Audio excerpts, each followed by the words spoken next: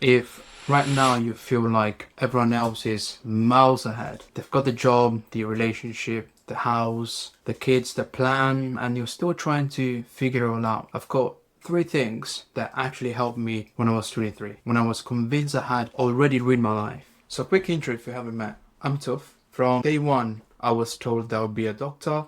I tried so many times to get into medicine. I did so many medical entrance exams and failed every single time. I ended up doing biomedical sciences in uni, then worked in a medical lab, and I was still trying to force it to become a doctor. But at 23, I hit the wall very, very hard. I was taking care of my family, trying to be the perfect big brother role model, all while feeling like I wasted years and I was back at square one.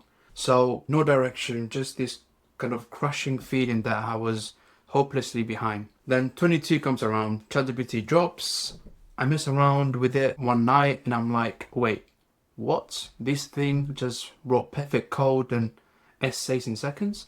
That tiny spark turned into a full obsession with tech. I blew my savings, applied to UCL, which is a well-renowned university in London, decided to do a master's in computer science as a complete beginner. I spent the hardest academic year of my life surrounded by absolute geniuses. I thought I'll fail every week, and somehow I graduated from one of the best unis in the world. Despite the brutal job market, hundreds of applications, soul-destroying interviews, I finally landed my first software engineer role. I'm still early in the journey, but I've lived the behind in life feeling and came out the other side. So today I'm not here to be a guru. I'm here to kind of share what actually worked for me and maybe will click for you as well. Stop measuring yourself against a fake timeline. So look, the biggest lie we tell ourselves is that there's one correct schedule for life. Graduate 21, job by 23, and married by 25.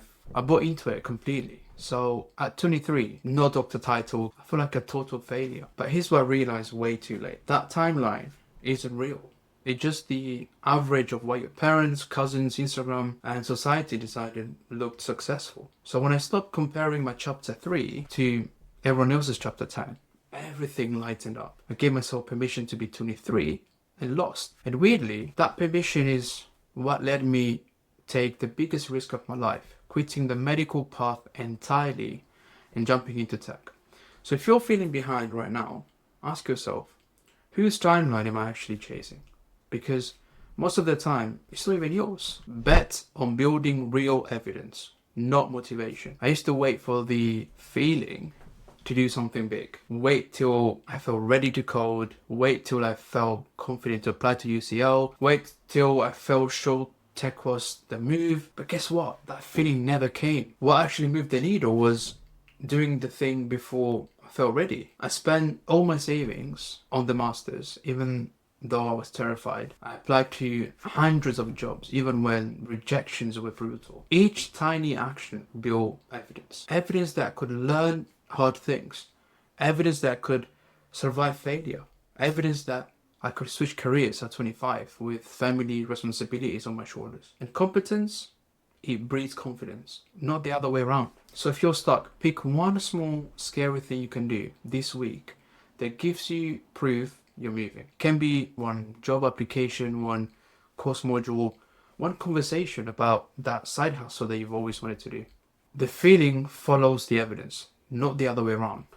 Protect your energy like it's your most valuable asset. At my lowest, I was very drained, like family duties, guilt, self-blame, endless scrolling, you name it. I had zero energy left to actually change anything. So I started treating energy like money.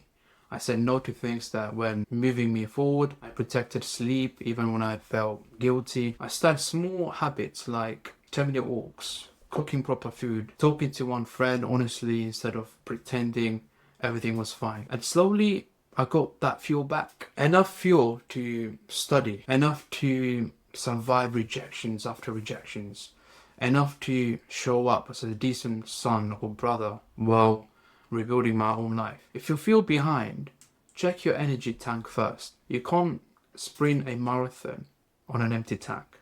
Fill the tank a little every day. The comeback becomes possible when you've got something left to give. So if you're sitting there feeling behind, You're not broken. You're just in the middle of your own weird, beautiful story. So stop chasing someone else's timeline. Build tiny bits of evidence every day.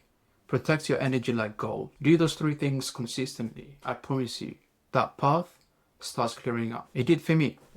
This is my very first video on here. If any part of this resonated with you, if you're in the middle of a career switch, dealing with family stuff while trying to figure out your own future, or just feeling that quiet panic that time's running out, drop a comment below. Tell me where you are right now. I will read every single one and it will genuinely help me know what to talk about next. If you're more of this, about uncertainty, switching careers, getting into tech from scratch, relationships, money, all of it, hit that subscribe button. I'm planning to keep showing up and sharing what I'm learning as I go. Thanks for being here. Seriously means a lot. You've got this. See you in the next one.